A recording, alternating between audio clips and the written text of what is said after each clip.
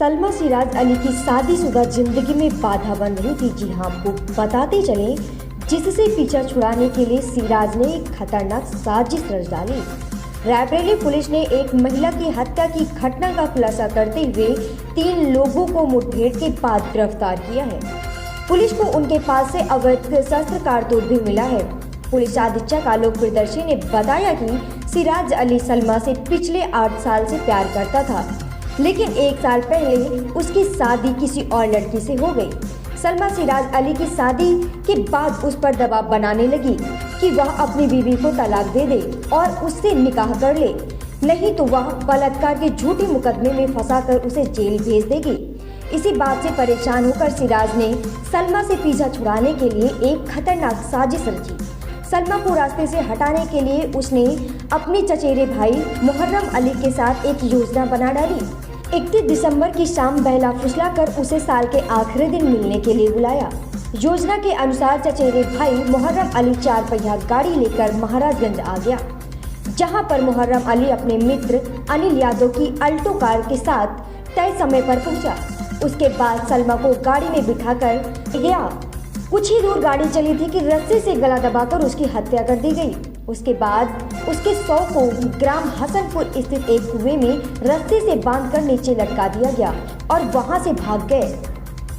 Police ने इस हत्याकांड में सिराज, मोहम्मद अली और अनिल यादव तीनों को गिरफ्तार कर जेल भेज दिया है।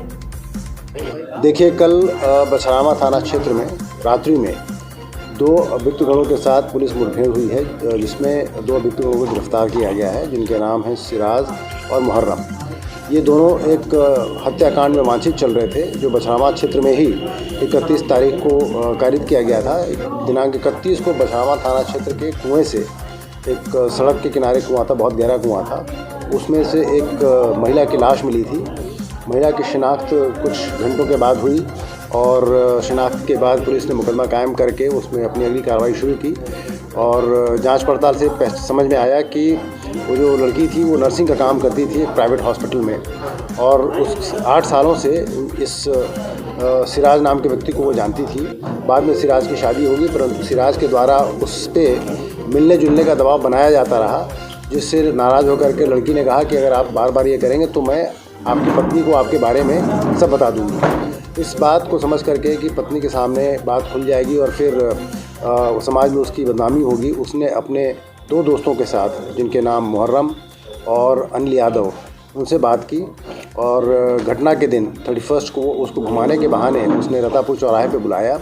वहीं पे बाकी दोनों अभियुक्त भी अपनी ऑल्टो कार लेकर के आ गए। उसमें उस लड़की को उन्होंने ले जा करके और घुमाते फिराते गाड़ी में ही उस गला दबा कर उसकी हत्या कर दी और उसकी लाश को कुएं में डाल दिया। और उसका जो भी उसके जेवर थे वो इस व्यक्ति ने अपने पास रख लिया। अभियुक्त ने अभियुक्त लोगों की शिनाख्त पे मृतका के जेवर भी बरामद किए गए हैं उनके घर से, उसका पर्स भी बरामद किया गया है और ऑल्टो कार जिसमें हत्याकारी की गई थी वो भी बरामद कर लिया गया है, और मुठभेड़ में जो हथियार उनके द्वारा इस्तेमाल किए गए थे वो भी बरामद कर लिए गए हैं। अभियुक्त लोगों से पूछताछ करके अग्रिम कार्रवाई कराई जा रही है।